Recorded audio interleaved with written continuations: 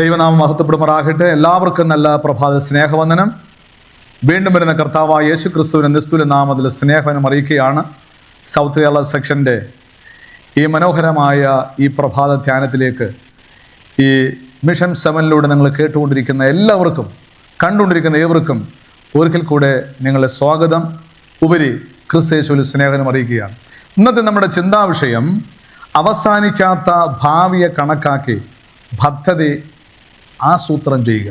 നാമം മഹത്വപ്പെടുമാറാകട്ടെ. ഇന്ന് വേദഭാഗം നമുക്ക് നൽകിയിരിക്കുന്നത് അപ്പോസ്തലനായ പൗലോസ് എഴുതിയതായ 1 തീമോഥെയോസിന്റെ ലേഖനം 4-8 വാക്യമാണ്. ശരീരാഭ്യാസം അല്പം പ്രയോജനമുള്ളതും ഉള്ളതത്രേ, ദൈവഭക്തിയോ ഇപ്പോഴത്തെ ജീവന്റെയും വരുവാനിരിക്കുന്നതിൻ്റെയും വാഗ്ദത്തം ഉള്ളതാകയാൽ സകലത്തിനും പ്രയോജനകരമാകും. ദൈവനാമം മഹത്വപ്പെടുമാറാകട്ടെ. ഈ പ്രഭാതത്തിൽ ഒരിക്കൽ കൂടെ നമുക്ക് ദൈവത്തിൻ്റെ സന്നിധിയിൽ പ്രാർത്ഥനയോടുകൂടി ആയിരിക്കാം. പ്രാർത്ഥനയോടുകൂടി ആയതിന് മാത്രമേ നമുക്ക് ദൈവത്തിൻ്റെ വചനം നമുക്ക് ചിന്തിക്കുവാനും ധ്യാനിക്കാനും കഴിയുള്ളൂ. മാത്രമല്ല അത് ദൈവക പരിശുദ്ധാത്മാവ് നമ്മളോടൊപ്പം ഇടപെടുകയുമുള്ളൂ. പ്രിയ സഹോദരി സഹോദരന്മാരെ, ഓരോ തൊഴിൽ വ്യാപാരത്തിൻ്റെയും കണക്കുകൾ, ഓരോ ഇടപാടിൻ്റെയും വിശദാംശങ്ങളൊക്കെയും അത് അദൃശ്യരായ കണക്ക് പരിശോധനയുടെ സൂക്ഷ്മ പരിശോധനയ്ക്ക് വിധേയമാണ്. നമ്മൾ ഏത് കാര്യങ്ങളുടെയും ഒരു സൂക്ഷ്മ പരിശോധന നമുക്കുണ്ട്. ഇതുപോലെയാണ് ദൈവത്തിനും നമ്മുടെ ജീവിതത്തെക്കുറിച്ചുള്ള സൂക്ഷ്മ പരിശോധനകളുണ്ട്. നമുക്കതിൽ നിന്ന് ഒരിക്കലും ഓടി ഒളിക്കുവാനോ മറയുവാനോ സാധ്യമുള്ളതല്ല. കാരണം ദൈവത്തിൻ്റെ വചനം ശക്തമായി പറയുന്നുണ്ട്. ഒരു സൂക്ഷ്മ പരിശോധന നാം നമ്മുടെ വ്യാപാരത്തിൻ്റെയും അതുപോലെ തന്നെ നമ്മുടെ ഇടപാടിൻ്റെയും എല്ലാ വിശദാംശങ്ങളുടെയും ഒരു അദൃശ്യമായ കണക്ക് അല്ലെങ്കിൽ പരിശോധനകളുടെ സൂക്ഷ്മ പരിശോധന നമ്മൾ വിധേയരാണ്. ഇതുപോലെയാണ് അന്യായമായ അനുരഞ്ജനമില്ലാതെ തിന്മയെ ഒരിക്കലും അവഗണിക്കാത്ത, തെറ്റിനെ ഒരിക്കലും സാന്ത്വനിപ്പിക്കാത്ത ഒരുവന്റെ പരിഹാരകൻ ആണ് അവർ എന്നുള്ള കാര്യം മറന്നു പോകരുത്. ഞാൻ ഒന്നുകൂടെ പറയാം. അപ്പോൾ നമ്മുടെ തെറ്റുകളെ ചൂണ്ടിക്കാണിക്കുവാനും പരിശോധിക്കപ്പെടുവാനും നിഴല് പോലെ വ്യക്തികളുണ്ട് എന്നുള്ള കാര്യം നമ്മൾ എന്ത് ചെയ്യരുത്, മറന്നു പോകരുത്.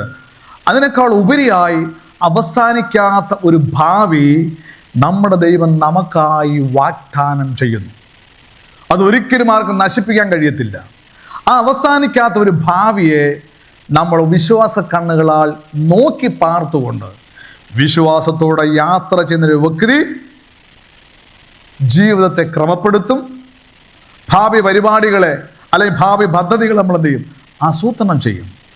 ഇങ്ങനെയുള്ളതായ സംഭവങ്ങൾ വേദപുസ്തകത്തിലൂടെ, പ്രത്യേകിച്ച് ഗോത്രപിതാക്കന്മാര്, ദൈവത്തിൻ്റെ ദാസന്മാരെല്ലാം അപ്രകാരം ആസൂത്രണം ചെയ്തതിൻ്റെ ഫലമായി ഇന്ന് ലോകവ്യാപകമായി സംഘടനകൾ, പ്രത്യേകിച്ച് ക്രിസ്തീയ സംഘടനകൾ ഉടലെടുക്കുവാൻ ഇടയായി. അതിലുപരി ദൈവകൽപ്പനയെ യേശുവിൽ വിശ്വാസം കാത്തുന്ന ഓരോ മക്കളും അവരുടെ ഭാവി എന്ത് ചെയ്യുന്നു, ആസൂത്രണം ചെയ്തുകൊണ്ടിരിക്കുകയാണ്. അവരുടെ ഭാവി എവിടെയാണ്? സ്വർഗത്തിലാണ്. അതിനെക്കുറിച്ച് ഓർത്തുകൊണ്ട് അവർ പുഞ്ചിരി തൂകുന്നു. അവർ ഭാവി തലമുറയെ വാർത്തെടുക്കുന്നു. ദൈവത്തിൻ്റെ നിയമം സകല ദുഷ്പ്രവൃത്തിക്കാരെ കുറ്റം വിധിക്കുന്നു. അത് നമ്മൾ മറന്നു പോകരുത്. ഓരോ നിമിഷവും ഓരോ സമയവും ദൈവത്തിൻ്റെ നിയമം അല്ലെങ്കിൽ ദൈവത്തിൻ്റെ കൽപ്പന സകല ദുഷ്പ്രവൃത്തിക്കാരെ എന്ത് ചെയ്യുന്നു, കുറ്റം വിധിക്കുന്നു. അവർ ആ ശബ്ദത്തെ ഒരുപക്ഷെ അവഗണിച്ചേക്കാം. ദൈവത്തിൻ്റെ ന്യായവിധിയെ മനുഷ്യർ അവഗണിച്ചിരിക്കാം. അത് കേട്ടെന്ന ഭാവം പോലും നടിക്കത്തില്ല. കാരണം ഇന്ന് ലോകം നടക്കുന്ന അസംഭ്യ സംഭവങ്ങൾ ഞെട്ടിക്കുന്ന സംഭവങ്ങളാണ്, അല്ലേ? എന്നാൽ ദൈവം തമ്പുരാൻ പറഞ്ഞ അവനവൻ്റെ ചരിതിരിക്കുന്നത് നല്ലതാകലും തീയതാകലും അവൻ്റെ പ്രവൃത്തികൾ ന്യായവിസ്താരത്തിലേക്ക് നടത്തുകയും കൊണ്ടുവരികയും ചെയ്യപ്പെടും. അത് ആർക്കും മറിഞ്ഞിരിക്കാൻ കഴിയത്തില്ല. അപ്പോൾ അത്രമാത്രം സൂക്ഷ്മതയോടെ ദൈവം നമ്മളെ പരിശോധിച്ചുകൊണ്ടിരിക്കുന്നു. അതുകൊണ്ട് നമ്മുടെ ഭാവിയെ എന്ത് ചെയ്യണം? അവസാനിക്കാത്തൊരു ഭാവിയാണ്. അതിനെ കണക്കാക്കി, അതിനെ മനസ്സിലാക്കി നമ്മുടെ പദ്ധതികൾ എന്ത് ചെയ്യണം? ആസൂത്രണം ചെയ്യേണ്ടതായിട്ടുണ്ട്. ഇവിടെ മർക്കോസിന് 8-ാം അധ്യായം 36-37 വാക്യങ്ങൾ വായിക്കുമ്പോൾ, ഒരു മനുഷ്യൻ സർവ്വലോകവും നേടുകയും തൻ്റെ ജീവനെ കളയുകയും ചെയ്താൽ അവൻ എന്ത് പ്രയോജനം? അല്ല, തൻ്റെ ജീവന് വേണ്ടി മനുഷ്യൻ എന്തൊരു മറുവില കൊടുക്കും?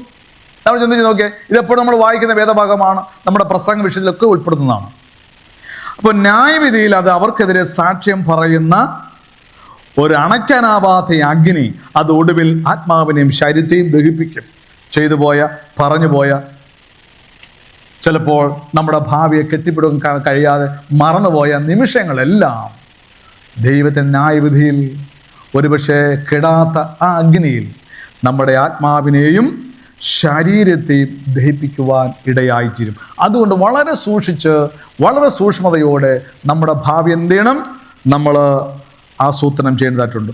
ഓരോ മാതാപിതാക്കളുടെയും, ഓരോ അധ്യാപകൻ്റെയും, ഓരോ വിദ്യാർത്ഥിയുടെയും, ഓരോ മനുഷ്യജീവനും പ്രായം കുറഞ്ഞവരും പ്രായം കൂടിയവരും ഗൗരവമേറിയ പരിഗണന ആവശ്യമായിരിക്കുന്ന ഒരു ചോദ്യമാണ് നമ്മളിപ്പോൾ വായിച്ച് കേട്ടത്. ഏതാണ്? ഒരു മനുഷ്യൻ സർവ്വലോകവും നേടിയാലും തൻ്റെ ജീവനെ കളയുകയും ചെയ്താൽ അവൻ എന്ത് പ്രയോജനം? അപ്പോൾ നമ്മുടെ ഭാവി, നിത്യജീവൻ്റെ ഭാവി, അന്തമില്ലാത്ത ഭാവി ദൈവം നമുക്കായി ഒരുക്കിയിരിക്കുന്നു. അതുകൊണ്ടാണ് കർത്താവ് യേശുക്രിസ്തു നിങ്ങളുടെ ഹൃദയം കലങ്ങിപ്പോകും, ദൈവത്തിൽ വിശ്വസിപ്പ്, എന്നിലും വിശ്വസിപ്പ്. ആ ഒടുങ്ങാത്തതായ, അവസാനിക്കാത്തതായ ഭാവി ജീവിതത്തിലേക്ക് നമുക്ക് ശ്രദ്ധയോടെ, നമ്മുടെ ഭാവി പരിപാടികളെല്ലാം ശ്രദ്ധയോടെ, പരിശുദ്ധിയോടെ വിഭാവനം ചെയ്തുകൊണ്ട്, അതേ ആ പദ്ധതിയിൽ ആസൂത്രണം ചെയ്തുകൊണ്ട് പ്രാർത്ഥനയോടെ നമുക്ക് മുന്നോട്ട് പോകാം. നമ്മുടെ ഭാവി സ്വർഗത്തിലാണ്, നമ്മുടെ പൗരത്വം സ്വർഗത്തിലാണ്. ദൈവം നമ്മെ സഹായിക്കട്ടെ. കണ്ണിലടയ്ക്കാം, പ്രാർത്ഥിക്കാം. സ്നേഹവാനും പരിശുദ്ധനുമായി ഞങ്ങളുടെ വാഴ്ത്തപ്പെട്ട നല്ല ദൈവമേ, അവസാനിക്കാത്തതായൊരു ഭാവി ദൈവം നമുക്ക് വേണ്ടി ഒരുക്കുന്നുണ്ട്. അത് കർത്താവെ, ഞങ്ങൾ ചെയ്യേണ്ടത് ആ ഭാവി പദ്ധതികളെക്കുറിച്ച് വളരെ ഗൗരവമായി ആ പദ്ധതികൾ ആസൂത്രണം ചെയ്യുവാൻ ഞങ്ങളുടെ ക്രിസ്തീയ കുടുംബജീവിതത്തെ നീ ഒരുക്കണമേ എന്ന് പ്രാർത്ഥിക്കുന്നു. ഇന്ന് ലോകവ്യാപകമായുള്ള പ്രശ്നങ്ങൾ ഞെട്ടിക്കുന്നതാണ്. ഭാവിയെക്കുറിച്ച് അറിയുന്നില്ല, ന്യായവിധിയെക്കുറിച്ച് ഗൗരവമില്ലാതെ കർത്താവ് ഒരു നാളിൽ തൻ്റെ പ്രവൃത്തികളെ പിന്തുടരുന്ന ഒരു ന്യായവിധി ഉണ്ട് എന്ന് മനുഷ്യൻ അറിഞ്ഞുകൊണ്ട് അതെല്ലാം വിട്ടെറിഞ്ഞിട്ട് താൻ നിൽക്കുന്നത് അപകട മേഖലയാണെന്ന് ഓർത്തുകൊണ്ട് അവിടുന്ന് ഓടി രക്ഷപ്പെട്ടുകൊണ്ട് ദൈവകൽപ്പന യേശുവിനെ വിശ്വാസം കാത്തുകൊണ്ട് അവസാനിക്കാത്ത ഭാവിയെ കെട്ടിപ്പടുക്കുവാൻ പ്രേക്ഷകരായ നമ്മെ ഓരോരുത്തരും അനുഗ്രഹിക്കണമെന്ന് യേശു ക്രിസ്തുവിന്റെ നാമത്തിൽ സകലവും താഴ്മയായി ചോദിക്കുന്നു. കേൾക്കണം സ്വർഗീയ നല്ല ദൈവമേ. ആമേൻ.